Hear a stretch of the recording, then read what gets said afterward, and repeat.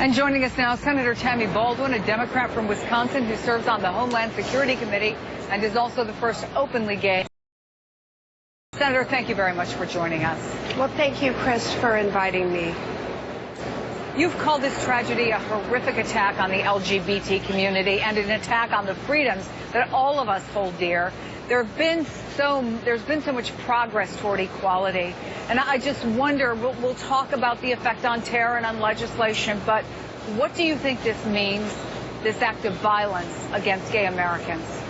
Well, I want to start by just thanking you, Chris, for telling the stories. You've been there, you've been interviewing people who have lost loved ones. Their stories, they need to be heard. Their lives need to be shared, and I just want to thank you personally for doing that. We must never forget.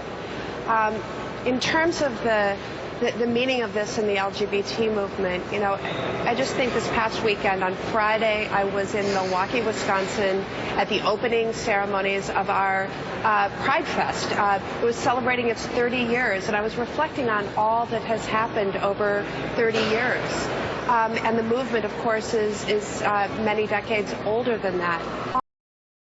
A long way, but still today, there is discrimination, there is hate, and people risk their livelihoods, their housing, and their physical security for being out. We still think that being out, being proud, and telling our stories and having our voice be heard is the only way forward.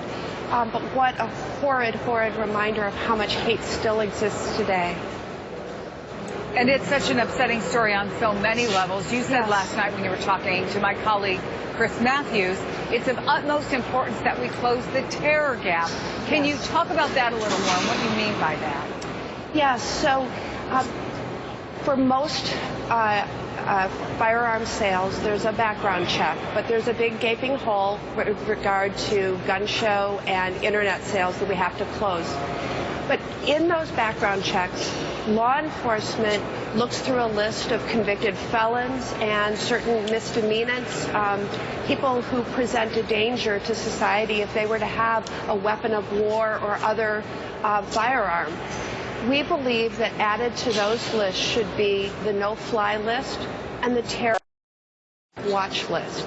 We believe that the FBI should be afforded the opportunity to say no to these sales when somebody who presents a threat to society is seeking to purchase, whether it's a handgun or a weapon of war like the one that was used at Pulse nightclub in Orlando, Florida.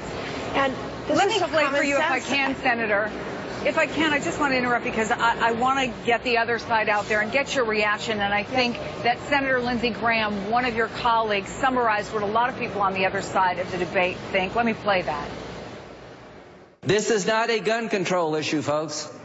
If gun control could protect the country from attacks by radical Islamists, there would be no Paris. The French have the strongest gun laws on the planet, and over 100 French citizens died at the hands of radical Islamists using weapons. Bombs, planes, guns. It's not the instrumentality, it's the attitude. So this is not a gun control problem. We're at war, and we're treating it like a crime. So to those who argue, Senator, this is not about guns, what do you say? You know, it is way too easy for people who are as dangerous as this assailant to get weapons of war.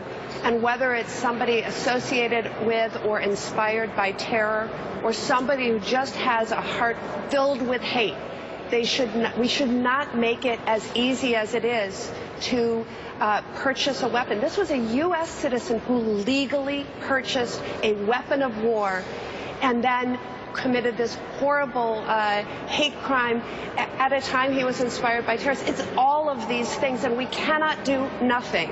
What I'm so sorrowful about is that we all have our moments of silence, our thoughts and prayers, and then we fail to act. We must do more. They are no longer enough.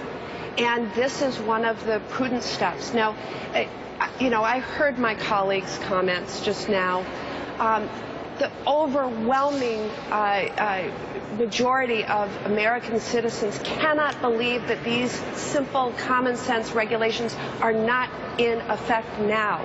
They can't believe that we would sell a gun in the United States to somebody who cannot fly a commercial jet because they are feared to be a terrorist. We cannot fail to act right now. Senator Tammy Baldwin, appreciate your time and appreciate your thoughts.